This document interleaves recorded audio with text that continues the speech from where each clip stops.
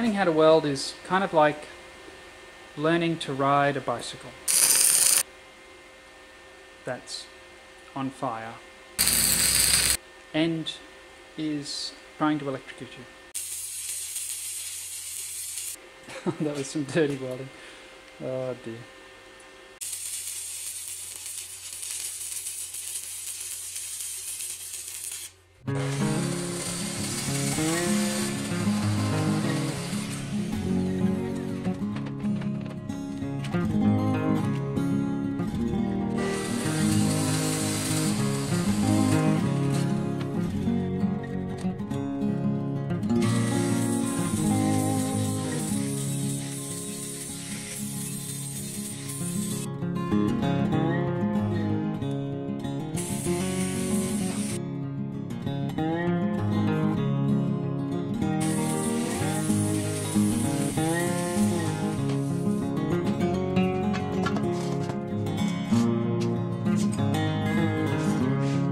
Two parts for the rocket stove.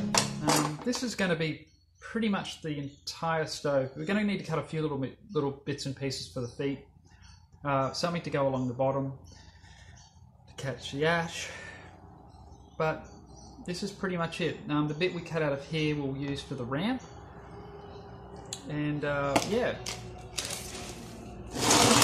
you'll need a piece. It's 215 long, 220.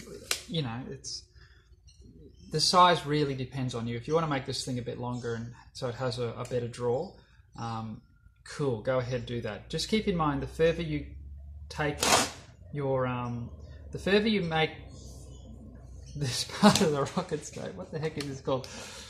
The flue, whatever. The longer you make it, the further away your cooking pot is going to be from the heat source. So keep that in mind. That there's a catch to that. The closer you have it, the less clean the burn's going to be, but the more heat you get because you're closer to the heat. So that's why I tend to lean on the side of short when it comes to this style of rocket stove that's going to be used for cooking. Pretty much that's all I'm ever going to do with this sort of thing, is cook with it. So I want more heat. So that's why this is 215 mil long. This part is about 75. We need to cut out a part at the front for this, but we actually want it just a little bit up, about 20 mil up from the bottom, not dead flat, all right? That gives us just a little bit more room for our sticks to come down in and allows them to get further back to the burn chamber. So 20 mil up, let's just mark that.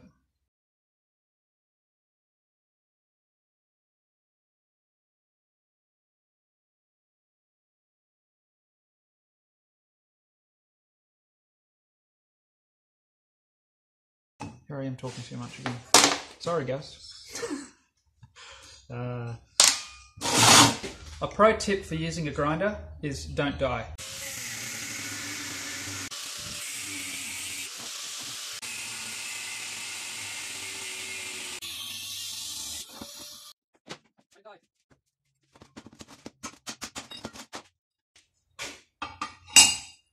That is warm. But it's cold here right now, so that's kind of nice. Yeah.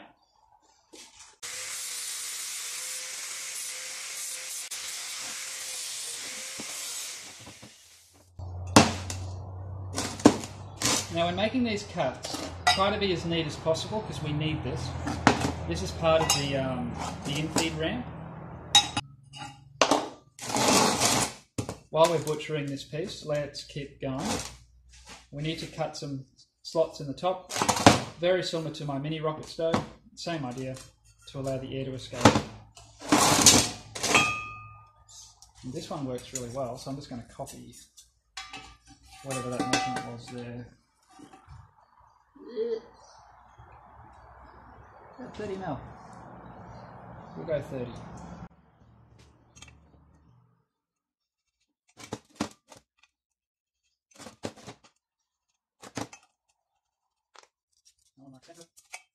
This piece is a 100 mil box, by the way. 100 mil by 5 mil. What a find that was in the scrap pile. It's a rocket stove builder's dream.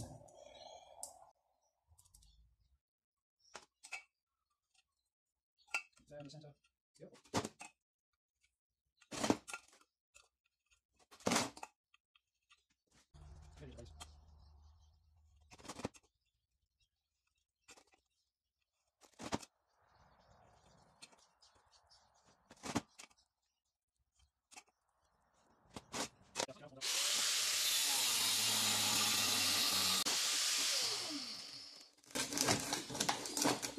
Come on. Hand a little bit too close to that cutting wheel, slitting disc. I've seen some amazing accidents with these. I've personally opened myself up. I've got a beautiful big scar that runs from there all the way up open. Yeah, I mean, yeah, when you get cut by one of these, and I hope it never happens to you, seriously, but it cauterizes the wound as well as cutting you open, because it sort of burns as it cuts. Sorry to get a bit graphic there, but you just want to be careful.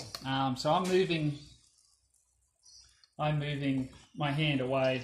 So I've got to hang on to this thing. This 5mm plate's a little bit more stout to cut. I just don't want my hand to be there while I'm cutting, so if it kicks and jumps out, you know, it's potentially going to chop my thumb off. So just bolting it down to the bench. Pro tip, how not to die, is keep your hands out of the way.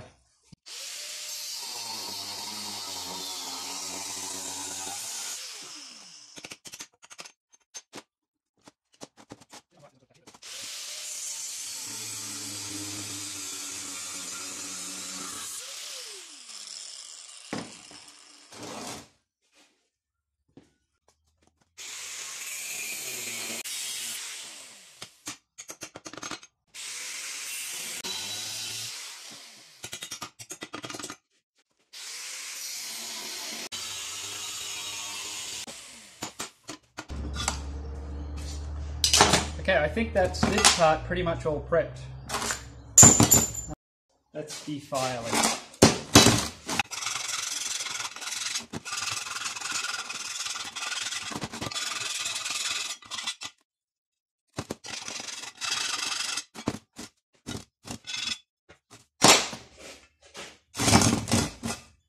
There's little bits left.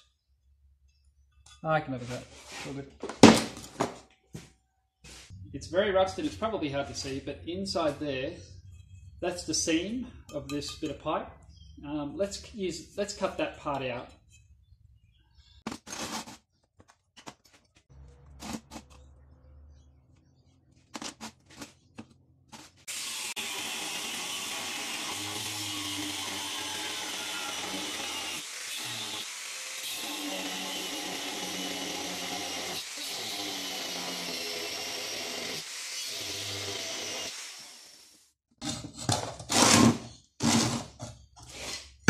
I'm just fighting with the internal pressures inside this piece now.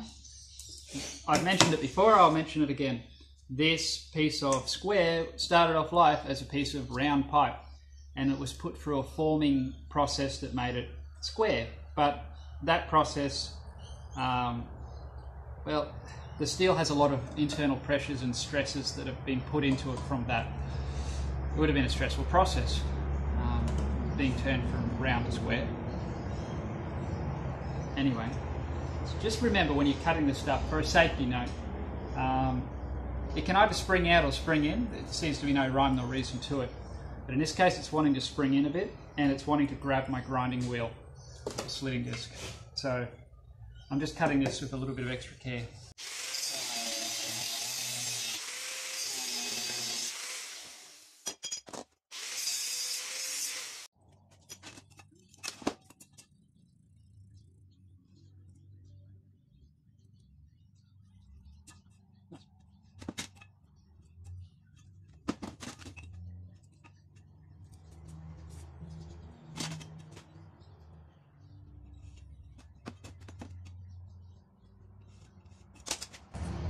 Okay, I've marked that off. I'm leaving an 8mm gap between this bottom face and where I'm going to cut, and I'll show you why in a minute.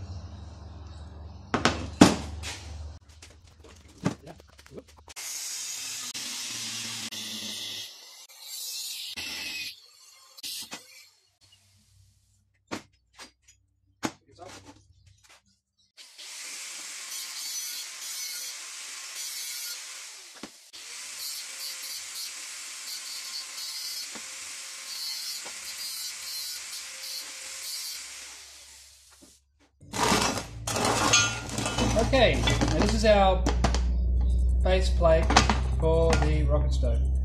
And as you can see, we have a nice gap, it's probably in the shadow, at the bottom. Something I noticed with rocket stoves a lot is that you end up getting coals that sort of get stuck down in the corners, and because of the lack of airflow they go out. So hopefully this will allow air to get to those poor little hot coals stuck in the corner and just allow for a more complete combustion. That's to do with that. The reason I've got it overhanging is so that when they burn down to a small size they're not going to fall out as easily and end up, you know, setting fire to my cooking table. I've got a gasifier that's really good at that already.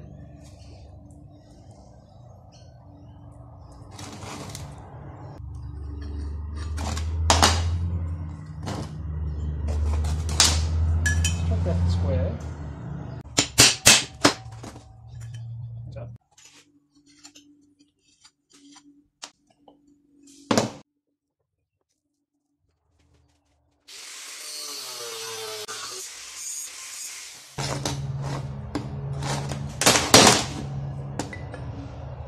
Good thing I checked it.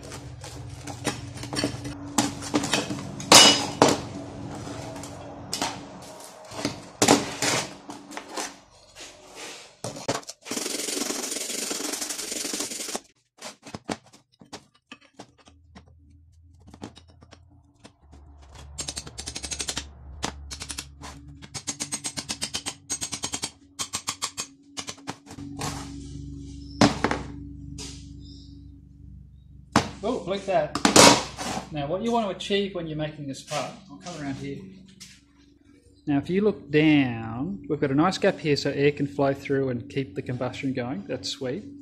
But you want to be able to look down this slope and see how this is on a higher plane than this, this lip here. That means the sticks aren't going to come down and end up bottoming out on that. We want this to be elevated just a bit, which that is, which I just sort of fluked first go. I also just removed some of the rust on the inside because we want to weld this in place and rust won't help that process. I'm also going to try to only weld it from the bottom just so we don't have any welds in here. Anything that could snag on a stick.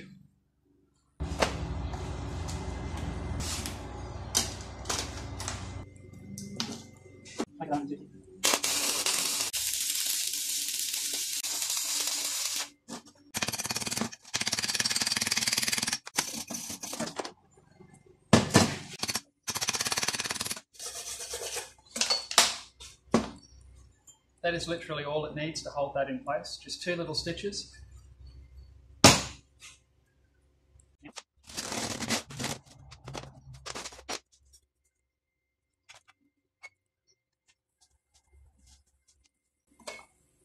That's good. Got that sitting on there evenly.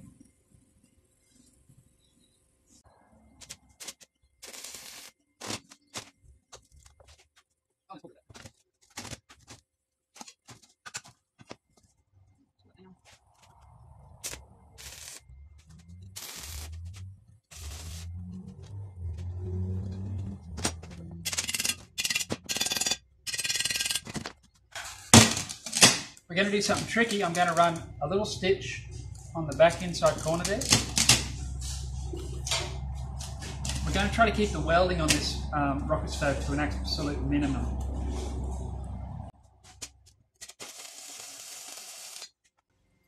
It's a nice little stitch in the back. And now, with a fresh rod, I'm going to show you a dirty trick.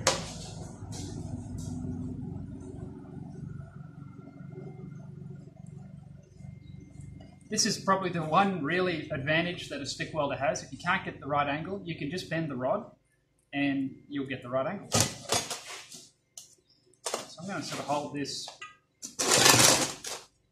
and use the force loop and weld a bit.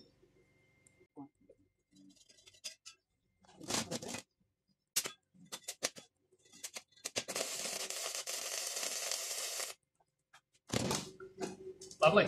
You can see the heat mark on the outside. We got the weld where we needed it.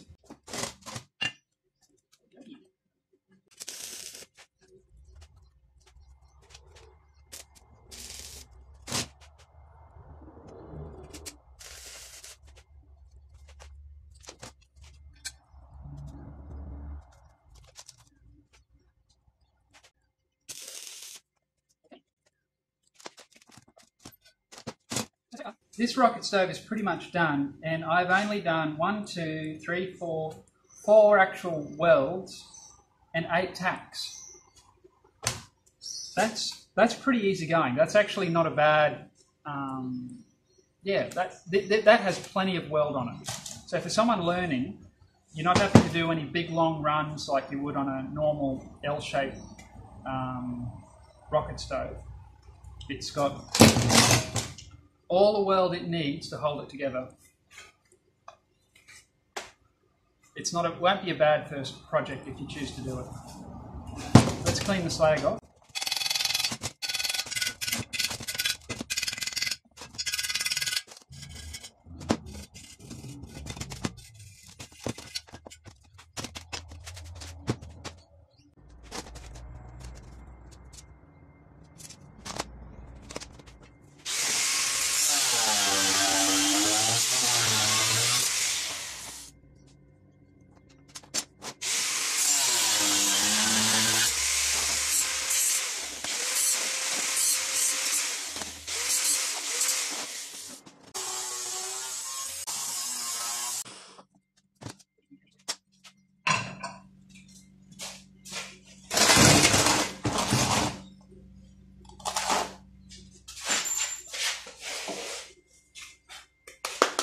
My super level accurate machinist block of wood.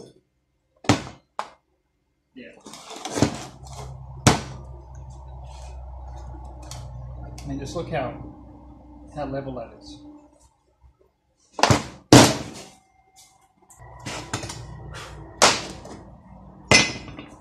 That's better.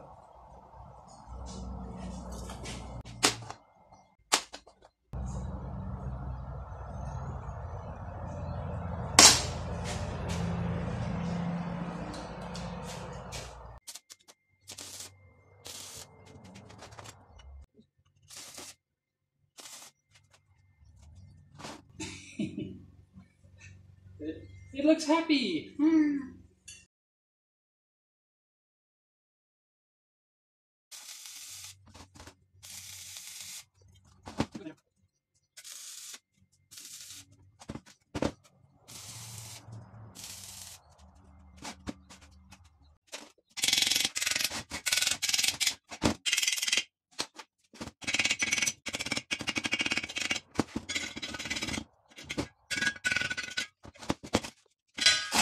Now, as many of you will know, I love stating the obvious on this channel.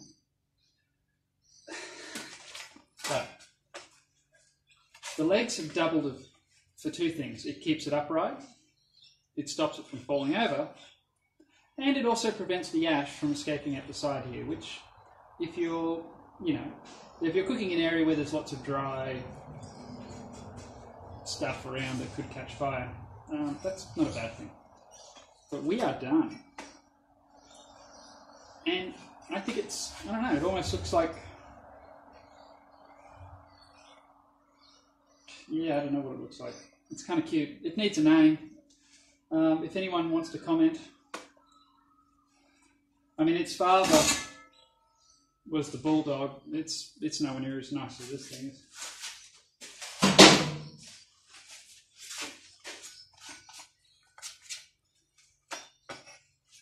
Let's give it a lick of paint.